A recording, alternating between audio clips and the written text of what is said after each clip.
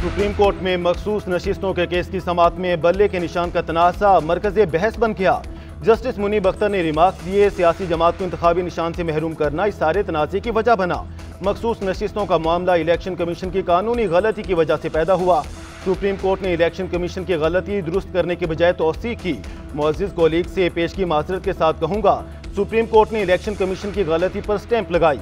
Chief justice काजी फाइज़ ने करार दिया, इस अदालत पर हर चीज़ का मलबा ना डालें। हमने तो नहीं कहा था कि पार्टी इलेक्शन ना कराएं। पीटीआई इंट्रा पार्टी इलेक्शन करवा लेती तो सारे मसले हल हो जाते। आप कम से कम बल्ले का निशान मांगते तो सही, मिलना ना मिलना सुप्रीम कोर्ट बाद में देखती। खुद को तब आज़ाद उम्मीदवार डिक्लेयर करते और बैट मांग लेते। सुन्नी इत्तेहाद कौंसिल के वकील फैसल सिद्दीकी ने कहा, सुप्रीम कोर्ट बल्ले के निशान वाले फैसले की वजाहत कर देती तो सारे मसाइल हल हो जाते।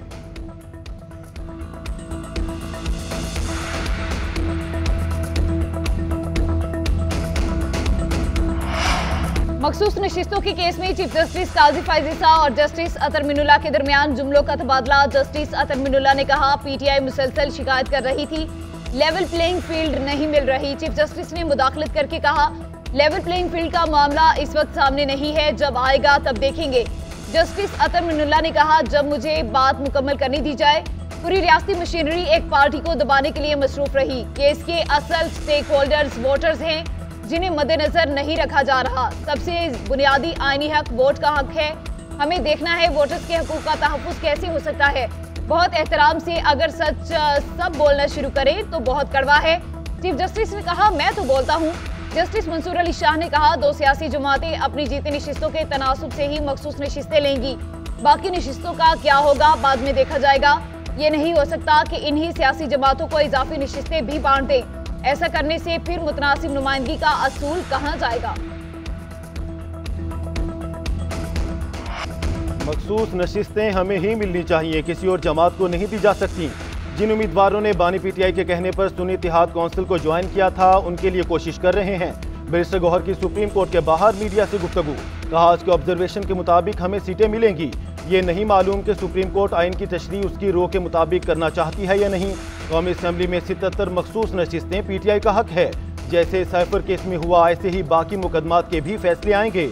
इंसाफ होता नजर आ रहा है और ऐसा होना भी चाहिए। दुआ है बानी पीटीआई की जल्द रिहाई हो, ये सख्तियां खत्म होनी चाहिए।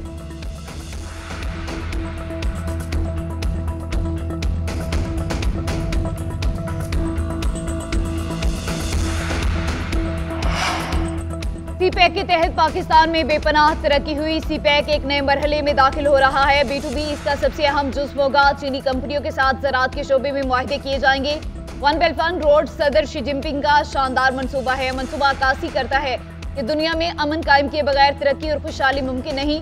वज़ीर-ए-आज़म शहबाज शरीफ का चीनी मीडिया ग्रुप को इंटरव्यू, कहा, तेल के मुकाबले में कोयले से सस्ती बिजली बनाई जा सकती है। थरकोल से बिजली बनाने से अरबों डॉलर की बचत होगी। वज़ीर-ए-आज़म की चीनी कम्युनिस्ट पार्टी के शिनजेन के सरबराह मेंगफिली से मुलाकात। वज़ीर-ए-आज़म ने कहा, पाकिस्तान चीन की तरक्की से सीखना चाहता है। चीन में वज़ीर-ए-आज़म की चीनी सदर और हम मनसब से मुलाकातें शेड्यूल। दोनों ममालिक के दरमियान मुख्तलिफ समझौतों को हतमी शक्ल दी जाएगी।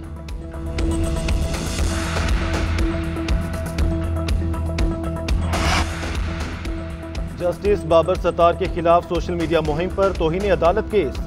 गुज़श्ता रोज की समाअत का तहरीरी हुक्म जारी। हुक्मनामे में कहा गया, मुअज़्ज़िज़ जज के खिलाफ 3 हैशटैग पर मबनी मुहिम मुनज़्ज़म थी। अदालत ने एडिशनल अटॉर्नी जनरल की जानिब से जमा कराई गई ISI की रिपोर्ट को नामुकम्मल करार दिया। रिपोर्ट में कहा गया, अकाउंट्स गैर फाल होने के बाइस पेशरफ्त नहीं हो सकती। दौरान समाअत एडिशनल अटॉर्नी जनरल इमिग्रेशन हुकाम ने वाज़ेह किया कि ग्रीन कार्ड महज एक सफरी दस्तावेज है, इसका मतलब शहरियत नहीं। इस वजाहत के बाद हुकूमत ने इतराफ़ किया कि ट्वीट में लगाए गए इल्ज़ामात झूठे हैं। अदालत ने यह भी पूछा कि क्या ISI 5th जनरेशन वार का मुकाबला करने की सलाहियत रखती है। इस सवाल का जवाब नहीं मिल सका।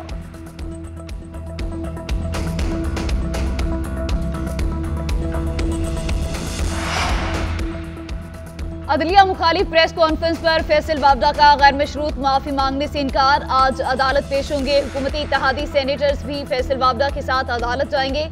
फैसल वावदा ने सुप्रीम कोर्ट में जवाब जमा करा दिया। मौक़िफ़ इख्तियार किया कि न्यूज़ कॉन्फ्रेंस का मकसद तौहीन नहीं, मुल्क की बेहतरी था।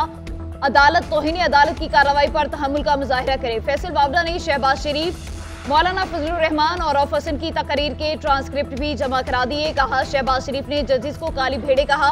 रऊफ हसन ने जजीज को टाउट कहा।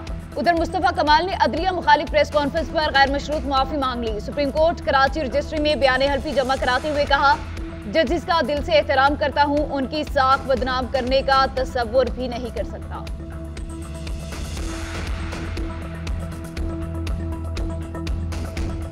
दो साल 3 साल हो गए मीडिया के जरिए बात हो रही है, वो ये कहता है, वो ये कहता है, वो ये कहता है, वो ये कहता है, तो ऐसे बातचीत नहीं। अच्छा, इस घर का मालिक कौन? अगर पहले होता रहा, ये मेरा ही मुल्क रह गया यार अखाड़ा बनाने के लिए। ये बहस मुसलसल बहस चलती है जी, आपके जमाने में ये हुआ था, अरे भाड़ में गया यार जो हुआ था, अब तो मत करो ना। पाकिस्तान में एहतसाब करना मुमकिन नहीं, मैं तो हिम्मत हार गया। सारा एलीट इसके खिलाफ है। कोई एहतसाब या तहकीकात हो, लोगों को यकीन है कि पाकिस्तान में इंसाफ नहीं होगा। साबिक सदर आरिफ अलवी की मीडिया से गुफ्तगू, कहा चौकीदार घर का मालिक है तो मुझे कोई एतराज नहीं। चौकीदार ने घर पर कब्जा किया हुआ है तो वो बात कर ले। घर किराए पर लेने के लिए मालिक से बात करूंगा तो वो मालिक से बात का कहेगा। मीडिया के जरिए तो एस्टेब्लिशमेंट से बात नहीं हो सकती। इस वक्त मकामी ताजिर बाहर जा रहा है तो बाहर से सरमायाकार कैसे आए?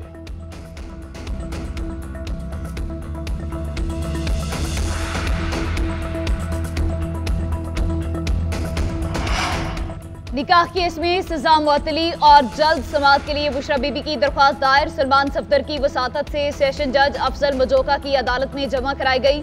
मौक़िफ़ इख्तियार किया कि ईद भी आ रही है, सजा मुअत्तली की दरख्वास्त को सुना जाए। दरख्वास्त में कहा गया कि अदालत ने दरख्वास्त पर 7 जून को दलाइल तलब कर रही है।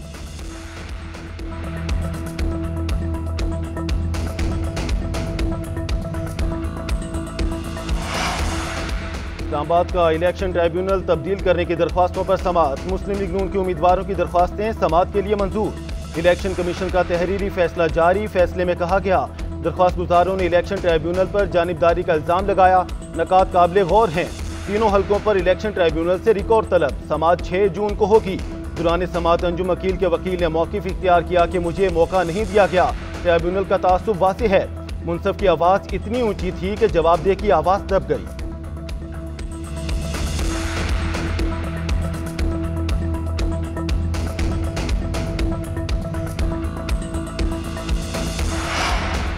गजा में सेहोनी बर्बरियत जारी। गुज़िश्ता 24 घंटों में मजीद 71 फ़लस्तीनी शहीद, 182 जख्मी हो गए। सेहोनी फौज की गोलाबारी से अलबरीज, अलमुगाजी पनाह गुज़ीन कैंप और दीरुल बलाह में 19 फ़लस्तीनी शहीद, मुतादिद जख्मी। सेहोनी बर्बरियत से जैतून में 2 फ़लस्तीनी शहीद। दूसरी जानिब गजा में जंगबंदी की इजरायली पेशकश को हमास ने मुस्तरद कर दिया। तर्जुमान हमास उसामा हमदान का कहना है, मुस्तकिल जंगबंदी के बगैर कोई भी मुआहिदा कबूल नहीं। तर्जुमान व्हाइट हाउस जॉन कर्बी कहते हैं, अमरीका गजा में जंगबंदी के लिए इजरायली हुकूमत के साथ मिलकर काम जारी रखेगा। अमरीकी सदर की गजा जंगबंदी की तजवीज़ ही इजरायली हुकूमती तजवीज़ की अक्कासी है।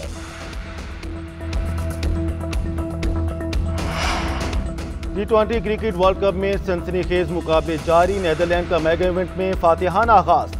नेपाल को 6 विकेटों से हरा दिया। इंग्लैंड और स्कॉटलैंड का मैच बारिश के बाइस मंसूख। दोनों टीमों को 1-1 पॉइंट दे दिया गया। अफगानिस्तान की युगांडा को 125 रन के बड़े मार्जिन से शिकस्त। T20 वर्ल्ड कप में आज भारत और आयरलैंड के दरमियान जोड़ पड़ेगा।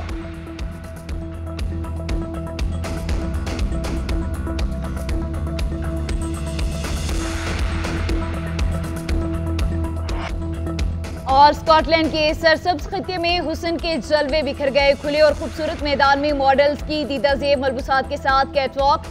मारूफ डिजाइनर की कलेक्शन मरकज़े निगाह बनी रही। मौसम की मुनासबत से पेश किए गए मलबूसात को शुरा ने खूब सराहा।